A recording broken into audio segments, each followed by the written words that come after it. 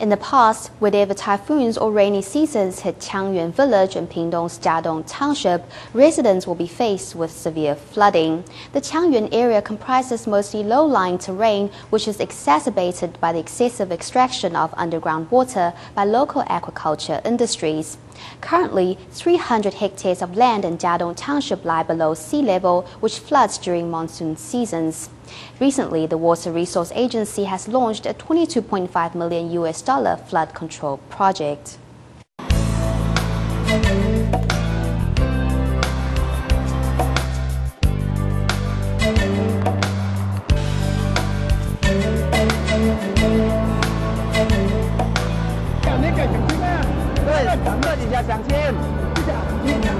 I woke up at 5 a.m. and saw that it was flooded. We couldn't do anything. I went out and water came instantly rushing in. Monsoons, typhoons, and nonstop rain. To battle the chronic flooding problems here, Qiangyuan residents have adopted a method common in the region. I'm getting some stuff now, and this is how I retrieve it. I have to get it this way.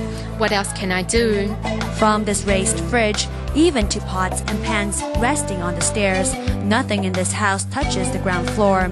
It is a hassle for the owner, but also a secure prevention against flood damage. I was on the tranquilizers for 4 months. Every night I used to wake up in fear.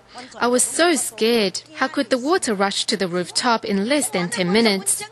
Watermark left by Morakot is not something these victims can easily forget. In the community, local industries are yet to be resumed.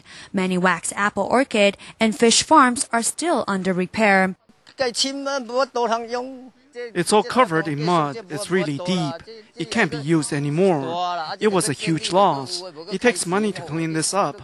How am I going to come up with the capital? This is all the remains of what was once a large fish farm after the AA floods. Losing his source of income, Wu Guochen can't quite make ends meet. He has only been able to take temporary jobs since Morakot. It's mostly low-lying terrain here, so the geographical environment isn't very good. It's a battle against nature, a difficult situation. Aquaculture has developed rapidly in lowlands areas. For a decade, Qiangyuan has lain 3.2 meters below sea level. The whole area is a bowl-shaped, low-lying terrain. Flooding is destined whenever there are heavy rains, but this is not an unalterable fate. In low-lying regions, residential areas need to be protected first. We can guarantee them to be flood-free within a decade. If it exceeds that, we hope the flooding starts with the agricultural areas. Those are low-lying lands which can serve as floodplains. If the flooding occurs in the agricultural areas, the damage to residents can be minimized. Flood control is vital in agricultural areas. Taking Qiangyuan as the center point, drainage systems have been set up all around, starting from the high-lying northeast side over to Wuding, Greater Wuding, Qiangyuan, and onto Wenzi zones number 1, 2, and 5. So before water gets into Qiangyuan, these floodplains can be drained via pumping stations that have been set up. Mostly, it's about clearing the water in Qiangyuan Village and reducing the time it stays flooded.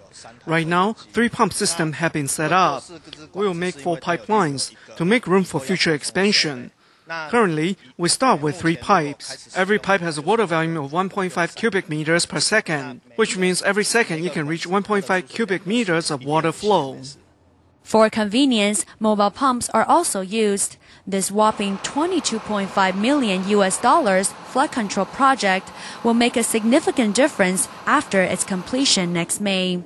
We still can't guarantee that it will definitely not flood, but the biggest difference after implementing prevention measures is that the area flooded and the time it stays flooded, and the depth of the flood or least will be reduced.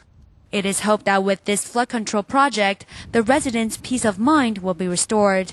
More importantly, the lesson we need to take away from Morakot is that prevention and emergency responses to coastal subsidence areas must receive our fullest attention.